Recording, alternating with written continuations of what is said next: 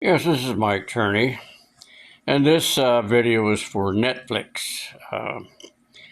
Again, you're alleging to the public defenders of Maricopa County for my trial in 2023 that you want to do a show about their strategy, how they work this case. Basically, from my perspective, strategy was quite simple. They presented the truth, challenged the two lying police officers, and put the primary witness on the stand, which was my youngest daughter, Sarah Turney, who created all this TikTok trash and garbage and witch hunt, and ask her point blank, did you see or hear anything in reference to abuse of Alyssa Turney? So basically, the case had to be taken by the horn, control by a male judge, because we had a female judge prior to that for several years, and she looked the other way and was more afraid of her image as a female in a female-dominated judicial system. And then she was in reference to justice or level playing field, or this case would have been thrown out. And the same is true in the 2008-10 case with Susan R. Bolton, whether she was part of the hysterical female trash garbage, soap opera trash, or she was motivated by her appointee, Bill Clinton, and his association with the AFL-CIO and Arthur Coyer is difficult to really get the truth because, again, all we have is 24/7 soap opera media and then social media that doesn't really do anything but just sell trash and garbage and gossip.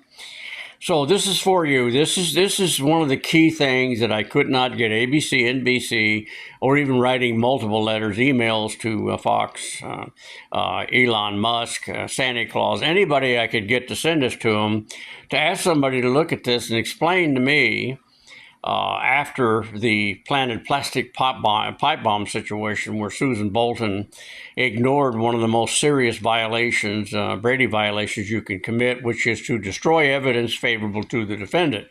In that particular case, which actually should have resulted in her throwing that case out. In fact, neither one of these cases should have ever even gone to the judicial system because it was obvious that this was a setup. Susan Bolton is, in my case, is a perfect example of being railroaded by politics and ignoring the Constitution of the United States and a level playing field. But back on this other situation, here is the case, and one of the most important questions asked by one of my public defenders, Ashley Odo, was, in the preliminary hearing, was not preliminary, but the primary beginning hearing, which she said, what has changed from 2017 to 2020? The only thing that changed was it went from a male Maricopa County attorney, Bill Montgomery, to a female, Alistair Adele. And that's the only thing that changed. There never was any physical evidence. There was definitely never been sufficient substantial evidence to even warrant sending this to a grand jury and all of the prelude that I went through.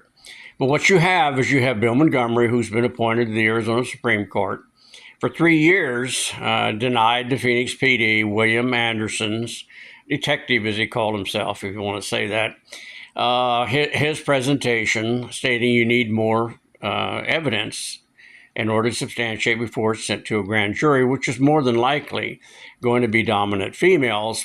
And Mr. Turney's case is national news since 2009, which prejudices any form of getting a fair and reasonable jury, whether it be grand jury or whether it just be an impaneled jury. So with his great wisdom, then when he left office, Alistair Adele, obviously, as he stated in her public announcement of me being indicted, that my daughter, Sarah Turney, had great influence and pushed this, which basically was a 300,000 signature petition on TikTok because my daughter had over 1 million, about as much as Charlie Kirk, followers on TikTok. And this petition was to have me arrested. Well, that let her influence, and still not sufficient substantial evidence and no physical evidence to go ahead and send it to a grand jury.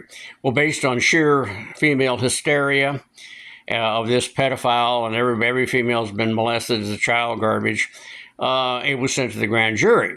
And after that was awarded, which it was a 10-2, and as I understand, it was 10 females and 2 males.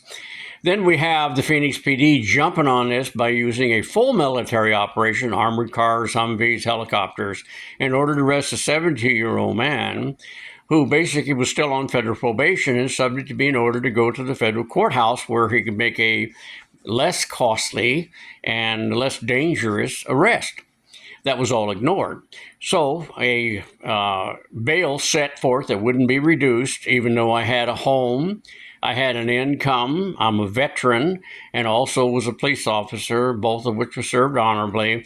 The judge refused to reduce the bond so I could be out because of all my serious medical conditions, which deteriorated rapidly because Maricopa County allows wide open torture, denial of sleep, sunshine, outside air, and of course the appropriate diet.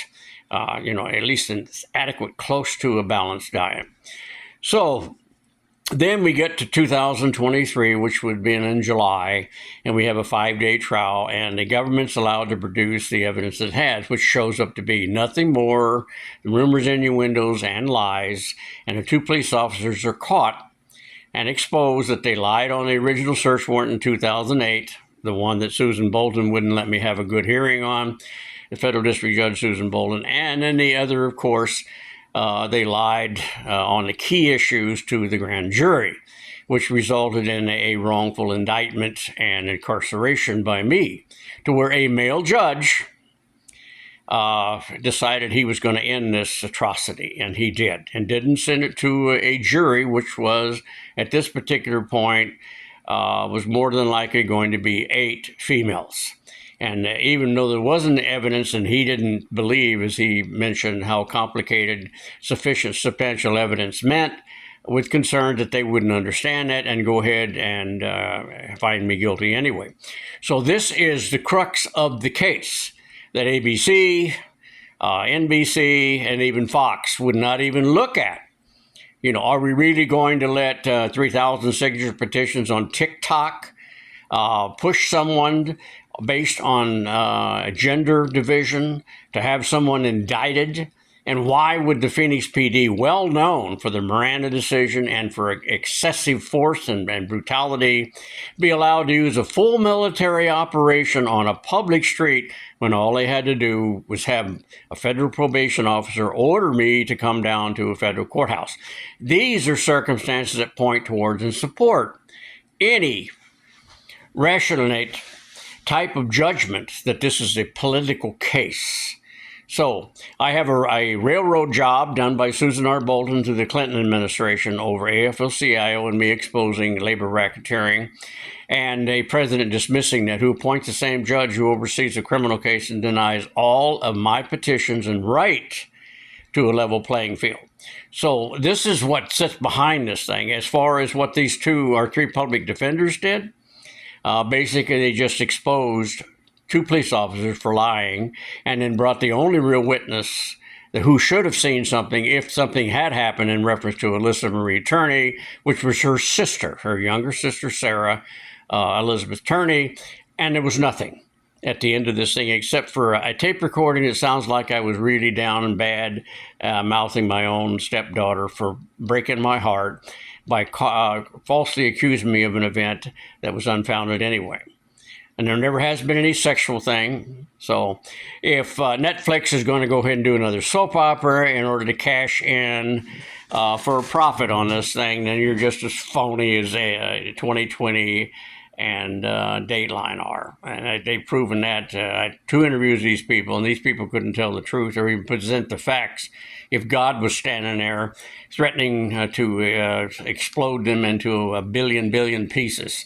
That's just not what they do. They sell soap operas, and that's what our news media really does. Indoctrinates, misdirection, all based on politics, which doesn't belong in our judicial system.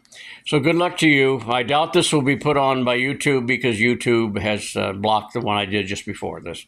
Thank you.